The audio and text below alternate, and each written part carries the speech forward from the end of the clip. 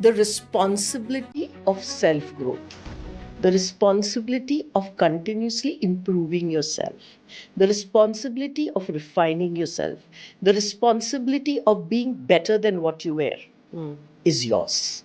Don't blame anybody. आपल्या ह्या बहिणी कधीच समाजाचा हिस्सा नव्हत्या, आजही नाही आहेत. पण तुम्हाला अशी कुठेतरी आशा वाटते की कधीतरी या आपल्या समाजाचा हिस्सा होतील? खरं व्हायला पाहिजे. कळलं का? प्रत्येक मुलगी पूर्वी मी बघायची, म्हणजे ही जी शरीर विक्री करणारी, ती डोळे खाली घालून असायची. म्हणजे जसं ती फार अपराधी. राईट. पहिली ती भावना मी तिची बदलायचा प्रयत्न केला. मी तिला म्हटलं, बाई तू कुणाच्या दारात जाऊन कुणाचा नवरा उचलून आणत अजिबात नाहीयेस. नाही. तू आहे तिथंच आहेस, पण ते तुझ्याकडे येतात. कदाचित तो त्याची गरज आहे किंवा मानसिकरित्या तो कुठं खचलेला असेल, तू त्याला ते सुख देतेस, तर तू मोठी आहेस. तर मग तो पाठीमागे एक जण बसला होता. त्याला म्हटलं, दादा तू पुढे ये, म्हटलं माझ्या सीटवर बस, म्हटलं मी जरा झोपते. तो पटकन आला आणि बसला. मी घेतलं झोपून त्या सीटवर. तो गेला, मला म्हणतो, ताई मला एक फोटो घ्यायचा आहे तुमच्या संगती. मी म्हटलं का? खरंच? तर मला म्हणतो, अहो मला माझ्या मिसेसला दाखवायचं आहे की मला अशी युक्ती भेटली की ती बॉडी शेजारी झोपली होती. म्हणजे आजपासनं the lady who does not know the word fear, हो की नाही? तुम्हाला भीतीचा अर्थच माहिती नाहीये. पण आज काळ बदललाय, राईट? असं काय झालंय या काही वर्षांमध्ये that every third person has a mental health issue. डिस्कनेक्टमुळे झालंय.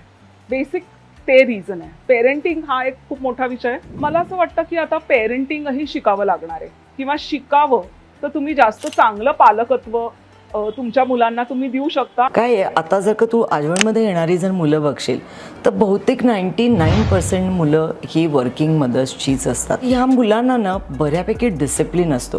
डिसिप्लिन इन द सेन्स रुटीनमध्ये, की बाबा लहानपणापासून वर्षाचं असल्यापासून लवकर उठायचं आहे, मला आंघोळ पटकन करायची आहे, त्या वेळेला मला जायचं आहे. मग मला सेकंडली मला हे सुद्धा असतं की माझी आई इथं नसते, मला इथं सगळं ॲडजस्टमेंट, म्हणजे आता ह्याच्या इतकी मोठी ॲडजस्टमेंट काय असू शकते की माझी आई नाही आहे.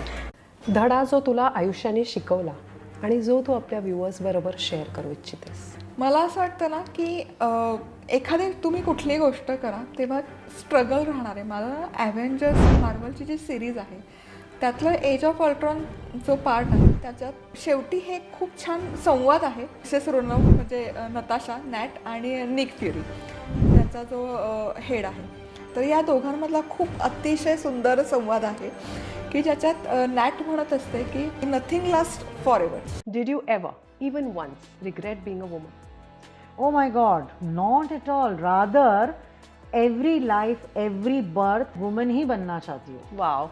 And I love myself. I love myself being woman.